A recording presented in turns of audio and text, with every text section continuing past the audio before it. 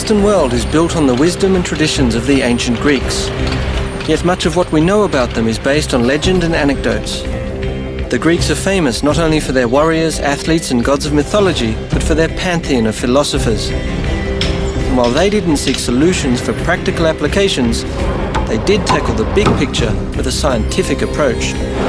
In asking such key questions as where do we come from and where does everything go, how do things work and why, the ancient Greeks were the first in history to look at the world around them with questioning eyes. Their search for a deeper understanding of the laws of nature proposed a world separate from that of the gods. This triggered a whole new era of rational thought, leading to the birth of science and technology. This is the legacy of what the ancient Greeks knew.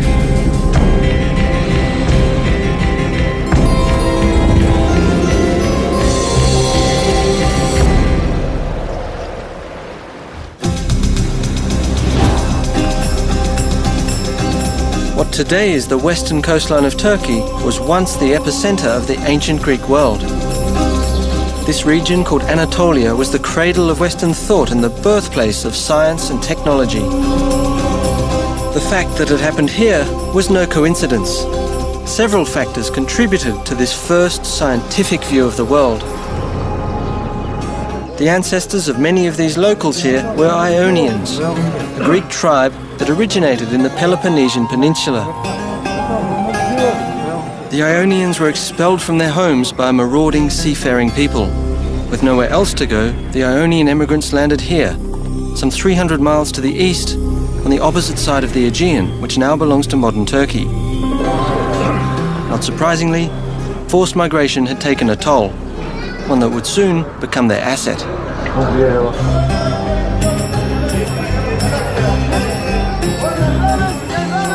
Kaç lira? Kaç lira? 4 lira. 3? 4 lira. Okay. What? Adrift in a strange land, the Ionians had to abandon their beliefs and their ancestors. Over time, this generated a rather pragmatic, rational approach to life, because they could never be sure they wouldn't be driven out again. Having lost everything after fleeing their homeland, the Ionians focused on the future and welcomed new ideas, especially when they were good for business.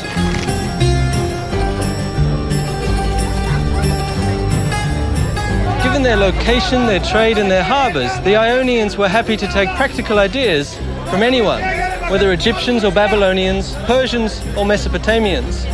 When their neighbours, the Lydians, invented coinage, the Ionians were the first to use it. And when the Phoenicians invented their alphabet, history took a new turn. Now they could record their own spoken language. So far, knowledge had been transferred orally from one generation to the next and from master to apprentice. But with the newly invented Phoenician alphabet, which the Ionians quickly adopted, they had acquired a tool for consistent record keeping and data collection. Information became more widely available, and another factor contributed to the birth of this new era.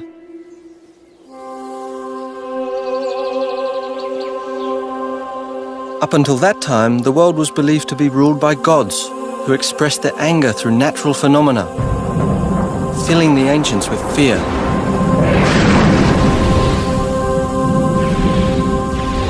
But soon the Ionians shed their fears and dared the gods. These are the remains of a city that became the springboard for some of mankind's most amazing discoveries. In the 6th century BC, this was the center of the universe. This is Milet, ancient Miletus, the birthplace of science and technology.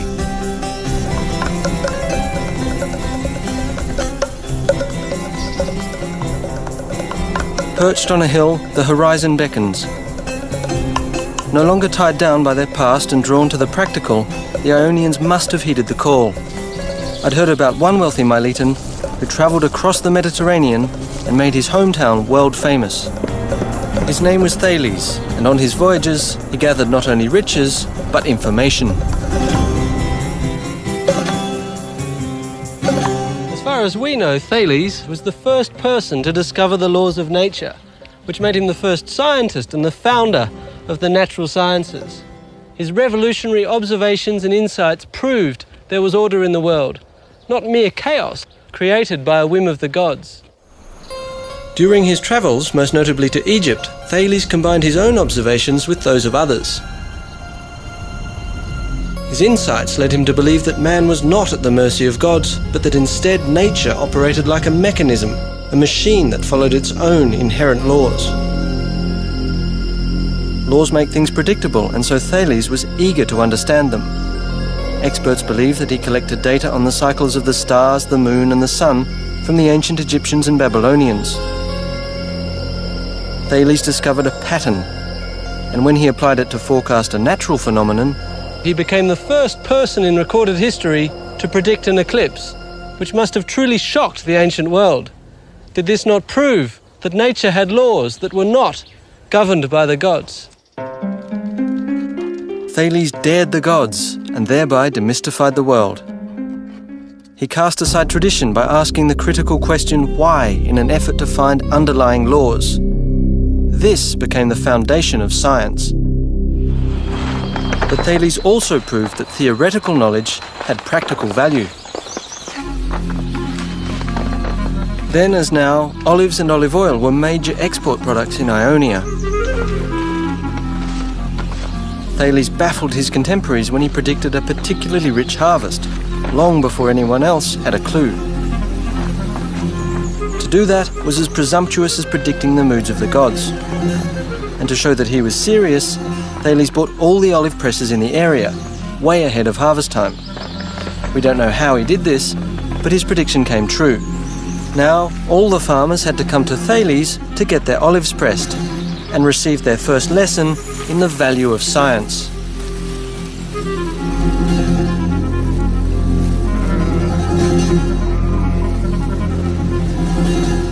The traditional lines and angles of the rich farmlands around Miletus surrounded Thales. Correlating this observation with similar patterns he'd seen on his journeys may have given him the idea to describe the world in systematic terms, looking for rules that worked in all cases. Egyptian building methods and ancient records relating to angles, triangles and circles may have motivated Thales to formulate his own geometric theories. Thales became the father of geometry. His discoveries form the core of modern science and technology, describing the underlying rules of the physical world.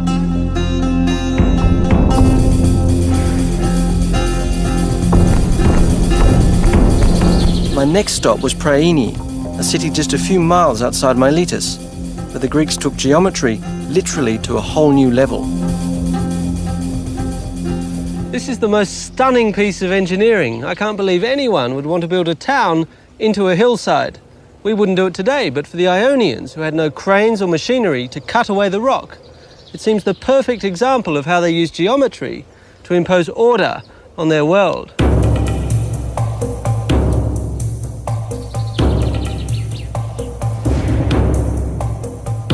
In the 4th century BC, some 4,000 people are believed to have lived here.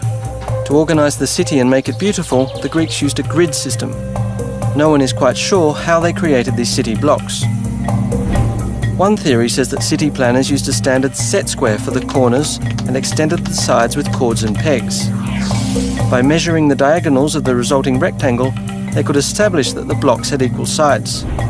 2,500 years later, we still use the grid system. It defines most American cities and towns.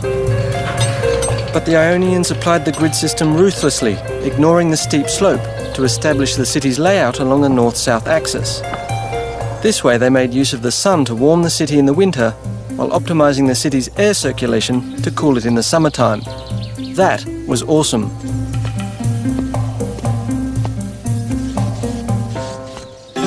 Wandering through these ancient ruins, these broken columns, I marveled at their perfection. In their search for the underlying rules of nature, the ancient Greeks discovered cosmos. Cosmos is a Greek word and a synonym for both order and beauty.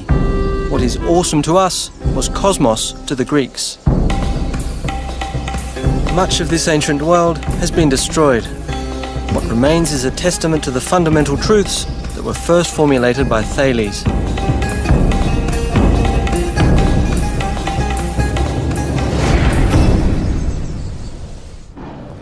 To follow the course of science and technology to its next milestone, I crossed the Aegean to visit another truly groundbreaking site, one which in antiquity was considered a world wonder.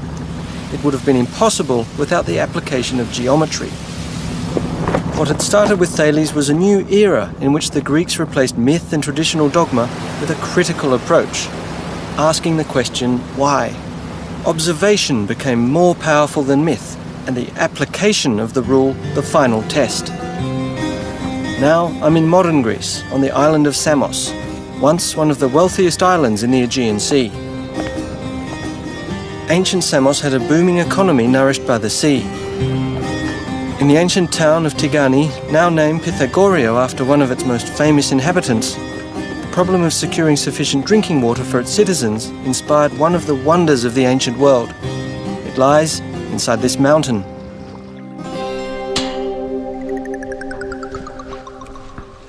Believe it or not, they used geometry to build this tunnel.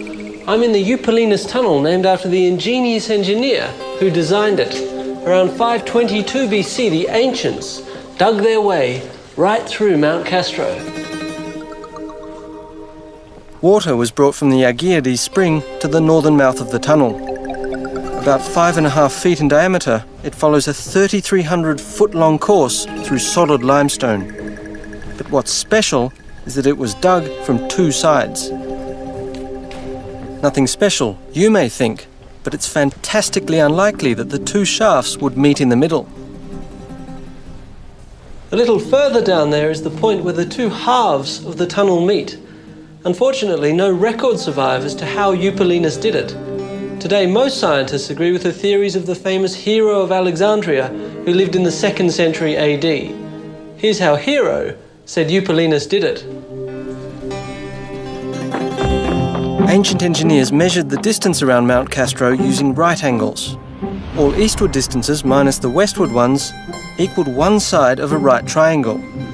The sum of all north-south distances equaled the length of the second side, and the line connecting the two sides equals the proposed course of the tunnel. By sighting along smaller right triangles aligned at each entrance, Hero believed they used markers to maintain the tunnel's course. Unfortunately, the midsection of the tunnel where the two shafts meet was closed for fear of a cave-in, but I was told the precision of their measurements was astounding. It deviates by only about 3 feet vertically and 20 feet horizontally.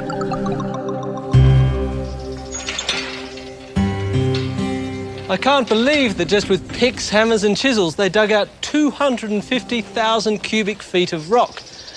It's estimated it took them 10 years and 4,000 slaves to get it done. And where the water had to go was down there. From the southern mouth of the tunnel, the water then ran through an underground conduit into the ancient city of Pythagorio, the city that became known not only for its refreshing mountain water, but for its most famous son, Pythagoras. With engineering and technology in the forefront, it was here that science made a giant leap.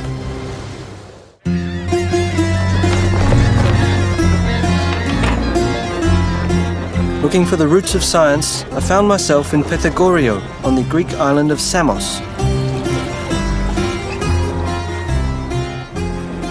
The city's namesake, Pythagoras, is familiar to everyone who's ever opened a math book, because he was a famous mathematician.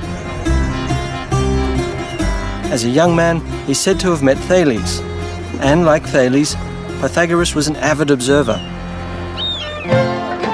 But Pythagoras was also a musician. He played the lute, a traditional Greek instrument.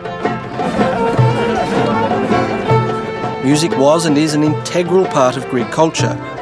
Observation combined with music and math led him to an important insight. Experimenting with a single string, Pythagoras recognized an astonishing relationship. Some people credit Pythagoras as one of the most important men who ever lived. It all started with his famous monochord experiment when he opened our eyes to an astonishing phenomenon. He discovered that the sound of a plucked string correlates to its length, here's the critical bit, in a ratio that can be expressed in numbers.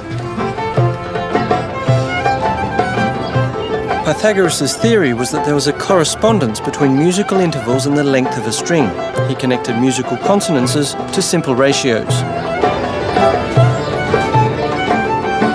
These ratios represent the different tones in music.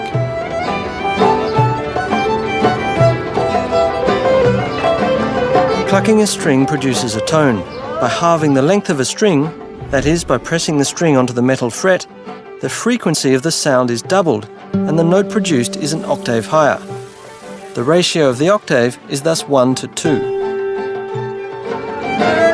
Pythagoras believed the mathematical order to music was an example of the principle of number which underlies the universe. To Pythagoras, number was a physical quantity discovered by experiment. Order and harmony, beauty and proportion, expressible in mathematical numbers, that was the idea of cosmos. Pythagoras believed in it, and many with him, even Einstein. The experiment with the monochord nurtured the belief among the ancient scientists that there was an underlying rule to everything. Pythagoras' thought of harmony extended beyond the cosmos. Beauty was everywhere, and he sought harmony in the underlying principles of everyday life. In his schools across Greece, Pythagoras taught seminars on harmony from within, following the theory of a healthy mind inside a healthy body. Inspired by Pythagoras, I was intrigued with the beginnings of Western medicine as a science, another area where the ancient Greeks led the way. This meant a visit to the Peloponnese, the original home of the Ionians, today an hour's flight from Samos. Asclepius, the ancient god of healing, was the focal point of a cult that swept over Greece in the 5th century BC. Most every town had an Asclepiad sanctuary dedicated to the health of its citizens. The renowned healing centre I'd come to investigate at Epidauros was the largest. It was famous for its cures. Whether you were lame, blind or suffering from kidney stones, this was the place where you'd go. Evidence indicates that sacrifices, prayers, rest, diet, clean water and fresh air were the main prescriptions. Sounds pretty good to me. Asclepian sanctuaries became the forerunners of our modern health spas. But the ancient Greeks also pioneered the healing power of the mind. The Asclepiads were popular for their psychoanalytic practices. What the shrink's couch is to us was for the Greeks a visit to Epidauros. This theatre at Epidauros was a famous place to relieve anxiety. Its size speaks to how popular the Asclepiad cult of alternative medicine was. With 15,000 seats, it was almost the size of the theatre in Athens, which at the time was the largest in ancient Greece. Going to the theatre was part of the cure. According to the ancient Greeks, living out your emotions through theatrical performance had a purging effect. The theatre was more than a place of entertainment. It was a place of catharsis.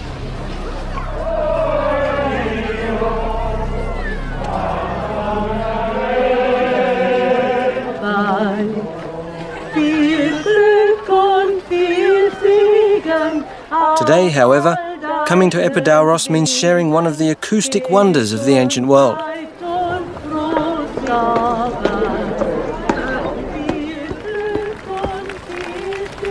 I'm 74 feet above the stage, yet I could hear the sound of a pin drop or a match strike. The discovery of how sound waves travel influenced the design of the theatre. And this is how it works.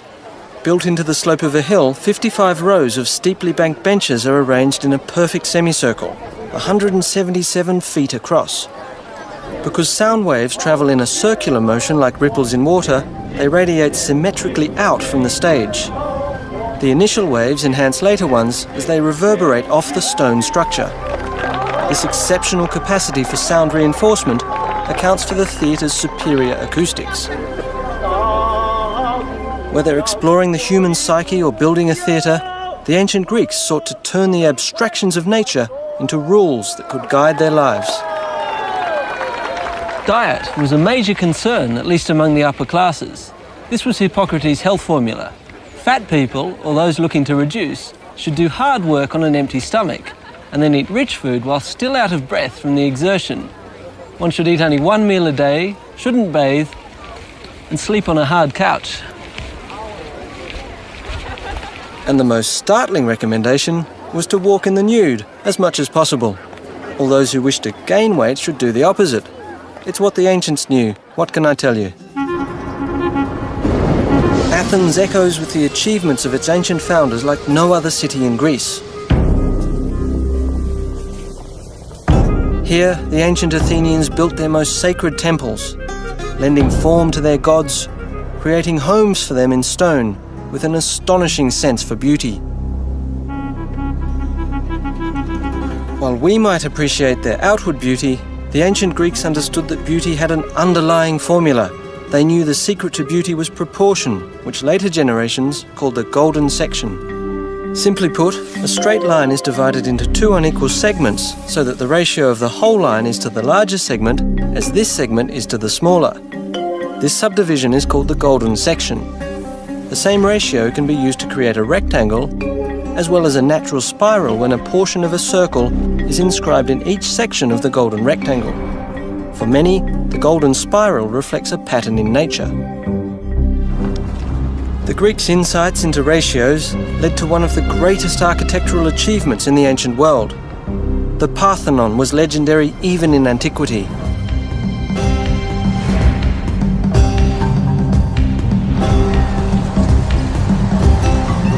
The Parthenon owes its name to Athena Parthenos, the virgin goddess Athena, to whom it was dedicated.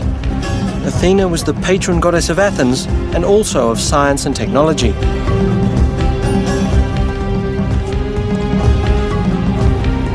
The ancient builders used neither mortar nor cement.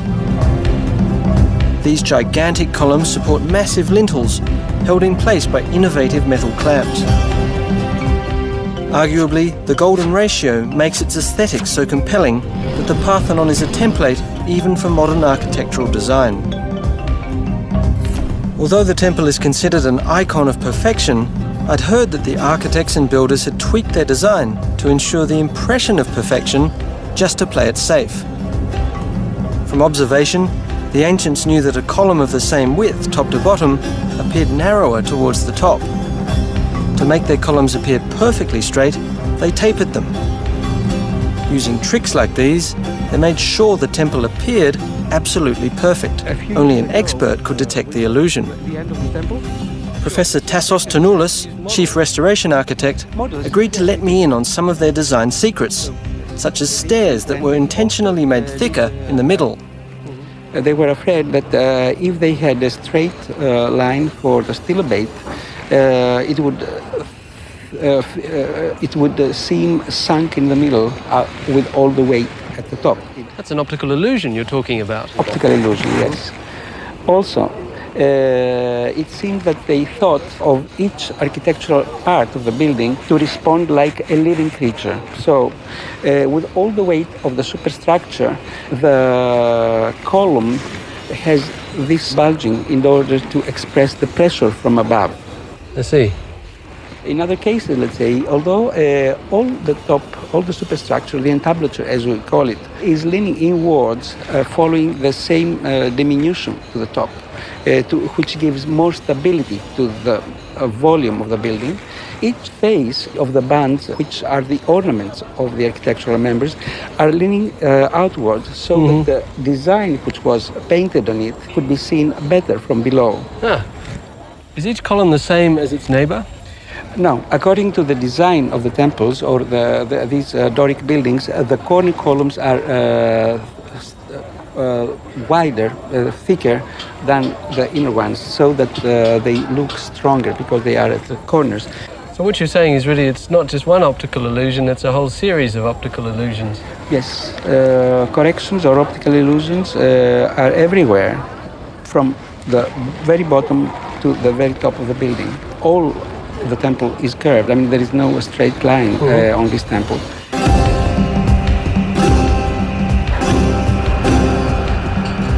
The Parthenon is undergoing yet another round of repairs. Thanks to the miracle of science and technology, we can still enjoy its glory. Ironically, at around the same time this temple was built, the ancient Greeks also laid the foundation for these modern machines that now restore it.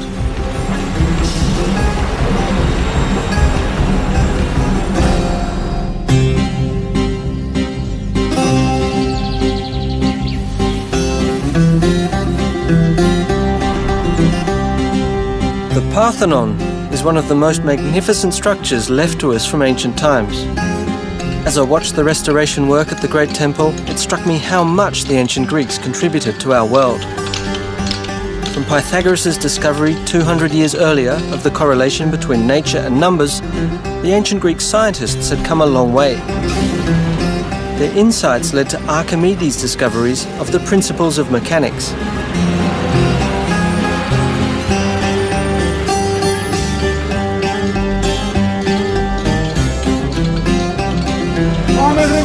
Building on proportions and ratio, Archimedes formulated a rule describing how one of the oldest techniques of applying force, using a fulcrum and a lever, actually works. Archimedes calculated that to move a 1,000-pound boulder, it would take only 55 pounds to do the job. Using a lever 40 units long, with the fulcrum in the middle, the boulder won't budge. But moving it 2 units from the rock and putting 50 pounds on the other end balances the lever. Because the ratio of the lever's length from the fulcrum, 40 over 2 times 50 pounds, equals 1,000 pounds. Add 5 pounds, and Archimedes could put his boulder just where he wanted it. What Archimedes' law says is, in essence, the longer the lever, the easier the job.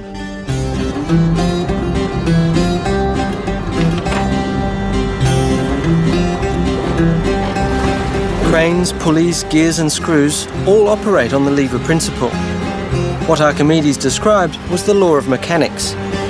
In fact, facilities like Piraeus Harbour and others around the world that depend on machines owe an immeasurable debt to his insight. Archimedes was considered the Einstein and the Edison of the ancient world. He became legendary because he inspired the design of ever more complex machines.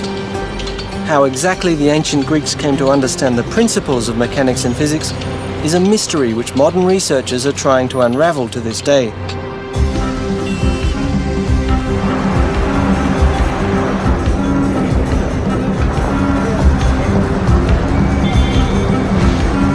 In Athens, I visited the second international conference on ancient Greek technology at the War Museum, where scientists and researchers from around the world were exchanging their latest findings.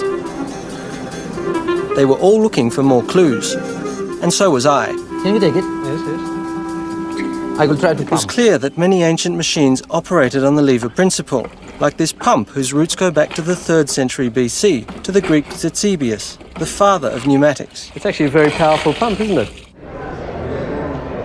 In this sacred water dispenser, a pivot point replaced the fulcrum, showing how the ancient inventors began to create more complex devices.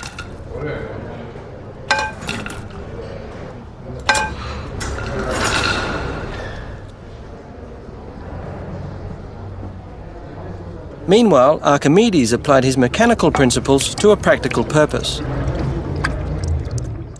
This device is an Archimedes screw. It's a simple but ingenious machine. All it is an inclined plane, here in the form of a plastic tube. As the screw is turned, the plane, the tube, carries water to the top. There it comes. The Egyptians used the Archimedes screw to lift water from the Nile to irrigate their fields. Today, many people think that Archimedes was the first who took the step from simple to more complex machines. Evidence that the Greeks had already developed complex machines began to surface only a century ago. In 1901, a shipwreck was found off the coast of Antikythera, one of the Ionian islands south of the Peloponnese. It revealed for the first time how vast the ancient scope of insights and knowledge must have been. The sculptures found in the wreck were dated back to the 1st century BC. They reflected an unparalleled level of craftsmanship and artistry. Overshadowed by the beauty of these statues, the fragments of one of the biggest scientific discoveries in ancient history remained undetected until 1976. This amorphous lump was covered with marine growth, but X-rays conducted in 1993 revealed complex gear wheels inside. With a mechanism this old, the big surprise was that there were gear wheels at all. They weren't supposed to have been invented until some 1,500 years later. So this insignificant-looking piece turned out to be one of the greatest technological finds ever. Corroded and crumbling after being submerged in seawater for 2,000 years, its dials, gear wheels and plates have presented scientists with tantalising questions. One of these scientists is Michael Wright, a British researcher who had built a replica which he introduced at this conference. This is an extraordinarily complicated machine, but what does it do? Well, according to me, it's a planetarium. Remember, this is a time when people thought of the Earth as the centre of the universe. It shows the places of the Sun, the Moon, and the 5 planets that they knew about in the sky. And the back dial has supplementary information which is useful, such as counting off the years. Right. Is it as complicated as it looks? How many gears are there? How many moving parts does this have? That's into hundreds. I can tell you for a fact I've got 76 gear wheels in here. 76 gear wheels, and that's an exact replica of the original? The original, I find 31 wheels in what's left. But you have to understand that in making sense of what is left, you have to add a lot more. Right. It's terribly badly wrecked. I see. You've disassembled it for us and it's in a complete mess all over the table, so I'm sure you're going to dread this question, but can we see it moving? Yes. Well, you'll see it moving as I put it back together, first of all, but I'll put it back together. It took him nearly 20 minutes to put it back together. But it was thrilling to see this 2,000-year-old instrument in working order.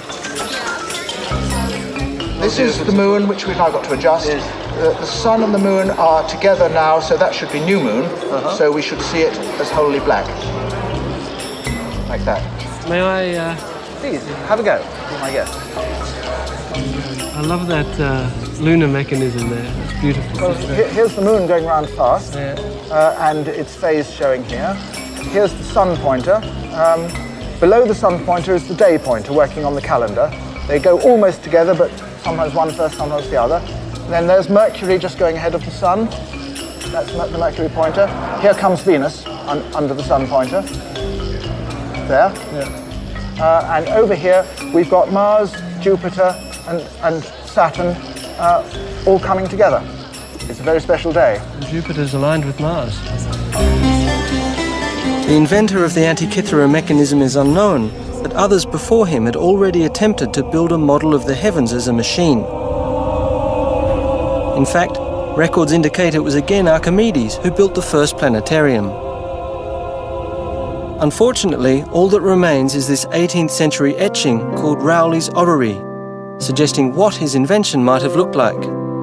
Compared with the knowledge and devices available at the time, Archimedes' idea was light years ahead. Finding practical solutions was one thing, but asking daring questions was quite another. Who was going to provide the answer if the gods no longer could? It was one thing to say that Apollo pulled the sun across the horizon, and quite another to ask why ships float.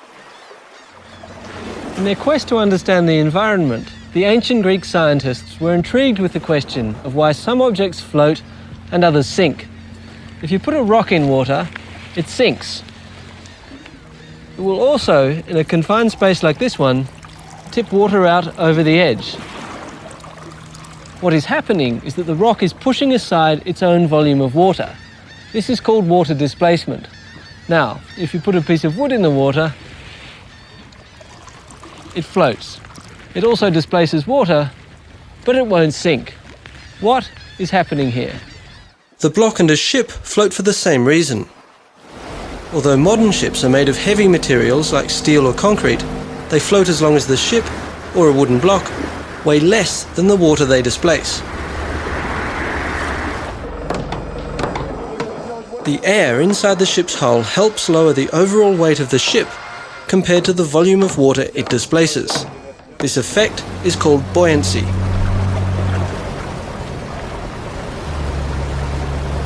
When Archimedes understood the principle of water displacement, he is said to have run through the streets shouting, "Eureka!" meaning, "I found it." But his legacy was far greater. While Archimedes gave us the fundamental principles from which modern technology is derived, another Greek invention was recently resurrected and tested after being lost for 1,000 years at sea. It was a trireme, a warship, renowned for its speed and lethal impact.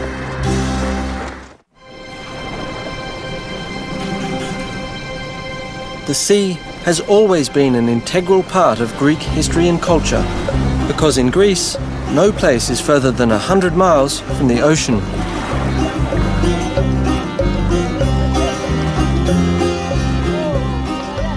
Much of the country's wealth is attributed to the ancients' ability to master the seas, be it for the purpose of trade and commerce or for warfare. Zea Marina in Piraeus, just minutes outside Athens, speaks to this tradition.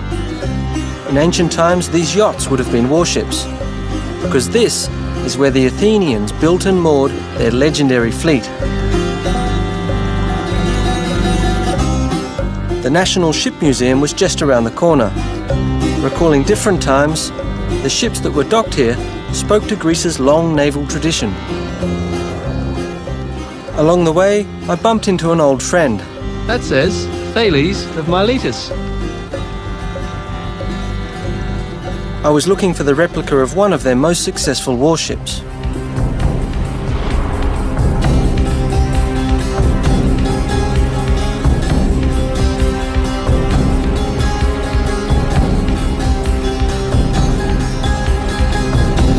Kept at the Ship Museum among some of the famous vessels of modern Greece is the ship behind me, the Olympias. It's an exact seagoing replica of a trireme, one of the most legendary vessels of ancient times. Ships like these became the pride of the ancient Greek navy and the terror of the Mediterranean Sea. All we know about triremes comes from the playwright Aeschylus, the founder of Greek tragedy. In his eyewitness report, he tells us of the triremes defeating the Persian invaders in the Battle of Salamis, despite being severely outnumbered.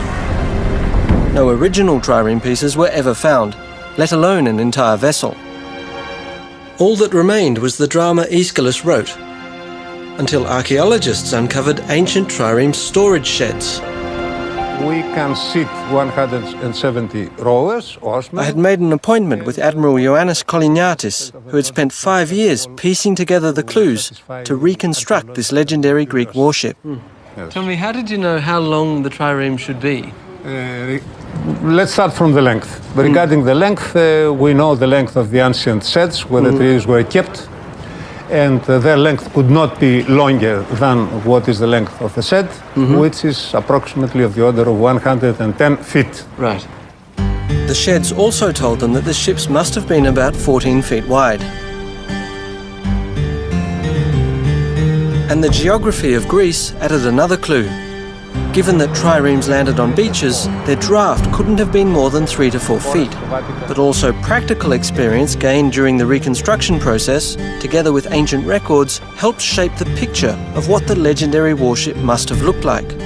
What sort of wood did you use to make the boat? The hull is made of pine wood, and in some selected places, oak, from the forests of Attica, which were full of pine trees at that period. Right.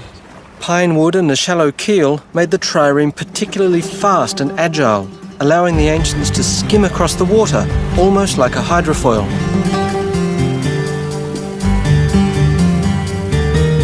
Another crucial source to the secret of the trireme was a list of Athenian naval supplies found in the 19th century. It included 170 oars, classified as 62 for the top deck and 54 each for the middle and lower decks, and every oar needed someone to pull it. It sounds like a lot of people in a small place. Can I have a go rowing to see? Yes, yeah. why not? Let's go. Okay.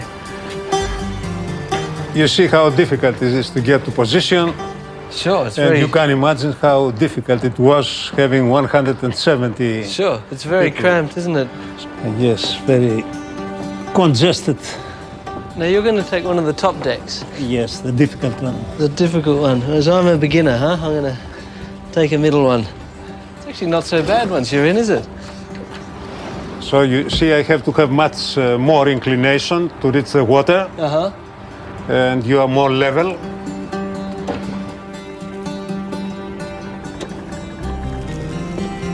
And I am much more to the limit. The way it presumably worked was like this. The trireme had 3 banks of rowers, hence the name. Each rower hit the water with his oar at a different angle. A galley master would have maintained the rhythm of the oars to keep everyone rowing in unison. And on his signal, the trireme could accelerate like a high-powered dragster.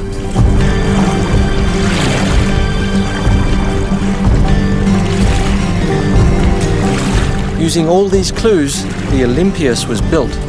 And in 1988, trials were conducted to see if the replica measured up to ancient accounts. A crew of athletes and professional rowers was trained and took to the waters of the Aegean. In the trials, how long did it take you to go from a standing start to maximum speed? From a standing start, during the trials we did with the replica, it took 37 seconds. And what was the maximum speed that you could get when you had a fully trained crew, all oars, going full steam ahead? From historically the data, we knew that the maximum speed should be of the order of 8.5 knots. And this has been proved also during real trials we carried out with the replica. And our crew was capable of keeping this speed for approximately half a minute. Then they have no more power to keep this. Really? Then they were exhausted. As the test showed, the endurance of the Greek navy remains legendary. Maintaining an average speed of 7.5 knots, that is roughly 9 miles per hour, for 24 hours certainly seems more legendary than realistic. But then again, these were warships and their speed was a matter of life and death. Higher speed meant higher impact, and speed was crucial for the trireme's primary weapon, the battering ram. Forged by the ancient Greek metalsmiths, it was used to tear enemy ships in half. It was made of bronze. Having this as a major weapon, through the ram was exerting a force on the enemy vessel of the order of 65 tons. So all that power, that 65 tons, was concentrated in this point. Yeah, this is correct. Speed and agility made the trireme a devastating weapon and the Greeks masters of the sea. But victory at sea was backed by ingenuity on shore. It was another ancient Greek innovation that provided striking power across the land. The Mediterranean Sea brought prosperity to the ancient Greeks, and it also brought conflict. When Greek settlements on the other side of the Mediterranean were in danger, quick deployment of the trireme fleets was crucial to maintaining control. I'd heard that some remnants of their innovative solution had survived. To get to this site, I passed through the 4-mile-long Corinth Canal built in the 19th century. It cuts across a strip of land that divides the Greek mainland and the Peloponnesian Peninsula. The ancients called this land bridge Corinth of the Twin Seas. The idea for a canal at this strategic point goes back more than 2,000 years to the ancient Greeks. Periander, one of the 7 sages of antiquity, was the first to propose it. But in the end, he backed off because he feared it would displease the gods. Next came the Roman Emperor Nero, who actually had a go at it, but he died and the construction was discontinued. Remarkably, the present-day canal follows his plan. I was wondering if Nero expected that he'd have to remove some 420 million cubic feet of rock and dirt to get the job done. It would have certainly been worth the effort, because this passage has always played an important role in Greek history in order to get from one side of the Mediterranean to the other. Armies, commodities and people all had to come through here.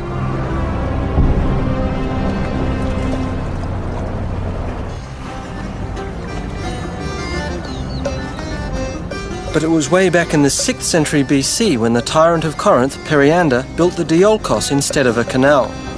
Little remains, but ancient records describe it as a pair of tracks embedded in a paved road that ran parallel to the modern canal. If you'd been here 2,500 years ago, you might have seen 170 oarsmen, each carrying his oar, marching across the isthmus. Meanwhile, their trireme had been hauled up onto the land and was being dragged along this track. The Diolkos served as a shortcut. 4 miles on land, instead of the 250 miles sailing their fleets around the peninsula, became a crucial advantage in the ancients' coastal defence. Along the 2 stretches of the Diolkos that remain, I examine the deep grooves.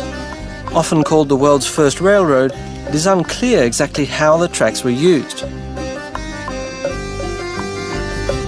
But whatever the method was, it must have worked well because the Diolkos was in operation for an astonishing 1,300 years, carrying merchant vessels and warships for the greater glory of Greece.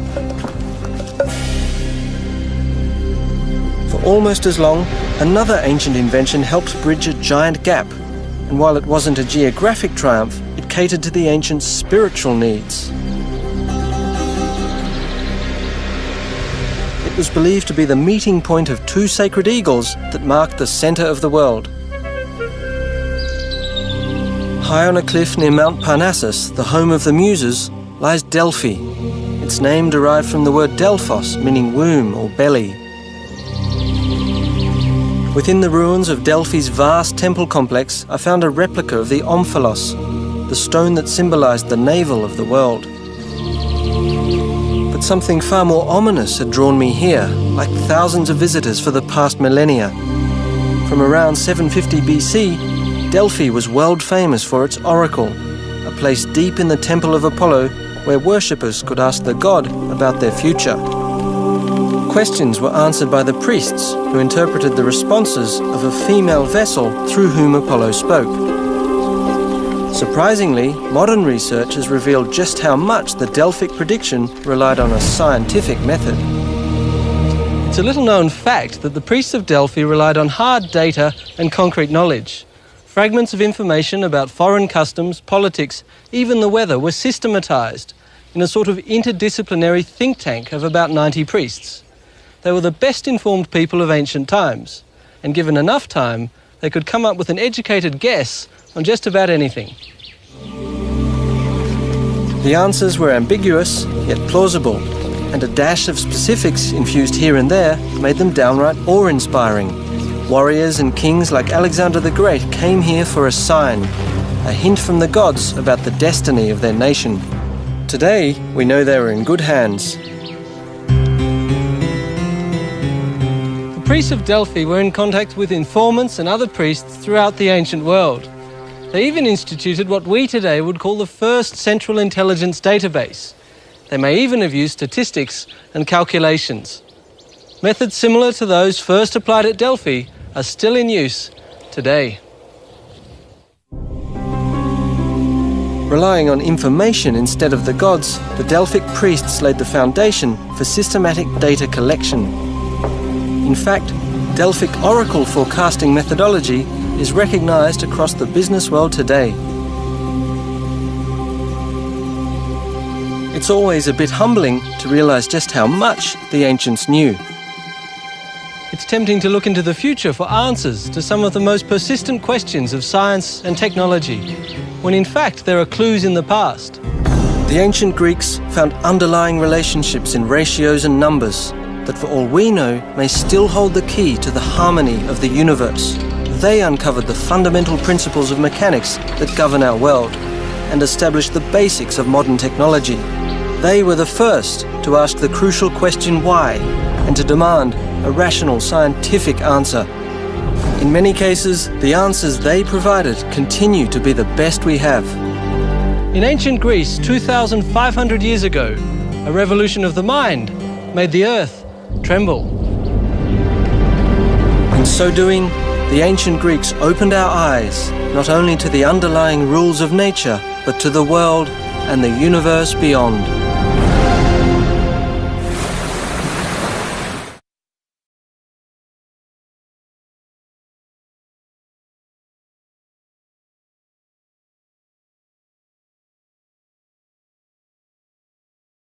When the Phoenicians invented their alphabet, history took a new turn.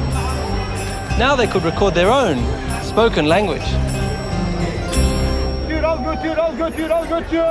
So far, knowledge had been transferred orally from one generation to the next and from master to apprentice.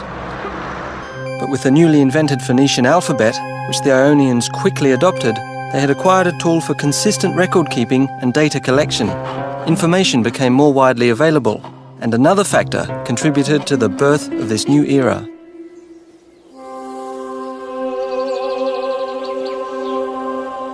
Up until that time, the world was believed to be ruled by gods, who expressed their anger through natural phenomena, filling the ancients with fear.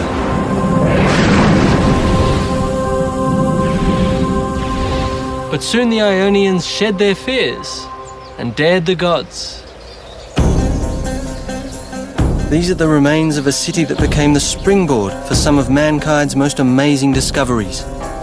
In the 6th century BC, this was the centre of the universe. This is Milet, ancient Miletus, the birthplace of science and technology.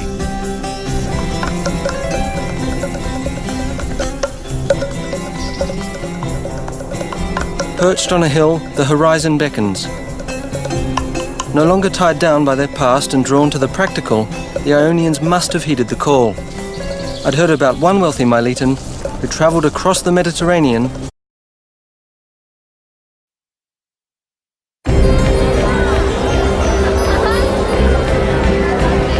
Our Western world is built on the wisdom and traditions of the ancient Greeks. Yet much of what we know about them is based on legend and anecdotes. The Greeks are famous not only for their warriors, athletes and gods of mythology, but for their pantheon of philosophers. And while they didn't seek solutions for practical applications, they did tackle the big picture with a scientific approach. In asking such key questions as where do we come from and where does everything go, how do things work and why, the ancient Greeks were the first in history to look at the world around them with questioning eyes. Their search for a deeper understanding of the laws of nature proposed a world separate from that of the gods. This triggered a whole new era of rational thought, leading to the birth of science and technology. This is the legacy of what the ancient Greeks knew.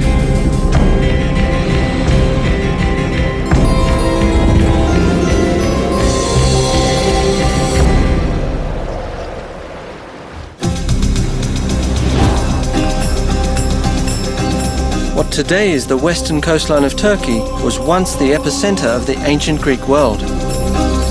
This region, called Anatolia, was the cradle of Western thought and the birthplace of science and technology.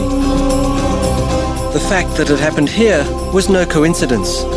Several factors contributed to this first and made his hometown world famous. His name was Thales, and on his voyages he gathered not only riches, but information. As far as we know, Thales was the first person to discover the laws of nature, which made him the first scientist and the founder of the natural sciences. His revolutionary observations and insights proved there was order in the world, not mere chaos created by a whim of the gods. During his travels, most notably to Egypt, Thales combined his own observations with those of others.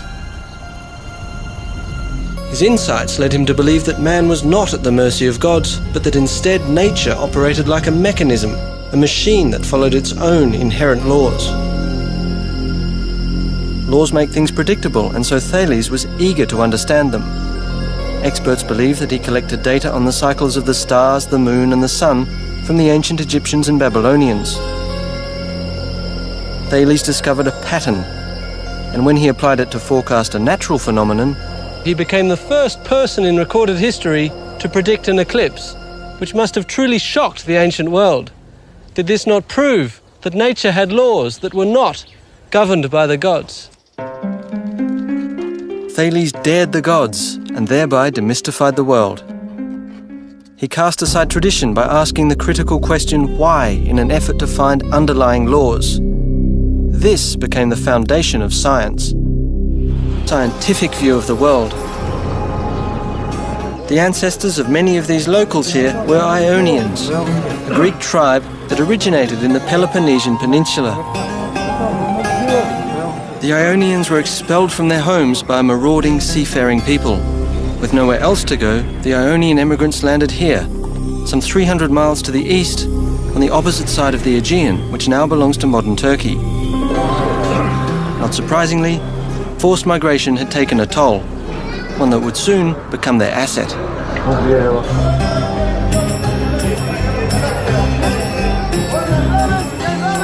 Kaç lira? Kaç lira? 4 lira. 3? 4 lira. Okay. And what?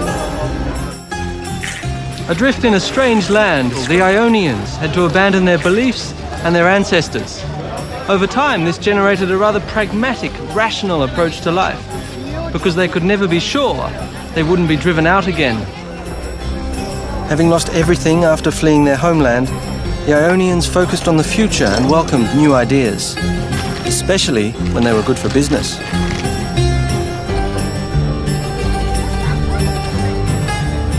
Given their location, their trade and their harbours, the Ionians were happy to take practical ideas from anyone, whether Egyptians or Babylonians, Persians or Mesopotamians.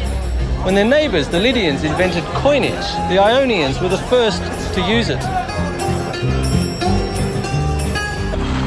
But Thales also proved that theoretical knowledge had practical value. Then as now, olives and olive oil were major export products in Ionia. Thales baffled his contemporaries when he predicted a particularly rich harvest, long before anyone else had a clue. To do that was as presumptuous as predicting the moods of the gods. And to show that he was serious, Thales bought all the olive presses in the area, way ahead of harvest time. We don't know how he did this, but his prediction came true. Now, all the farmers had to come to Thales to get their olives pressed and receive their first lesson in the value of science.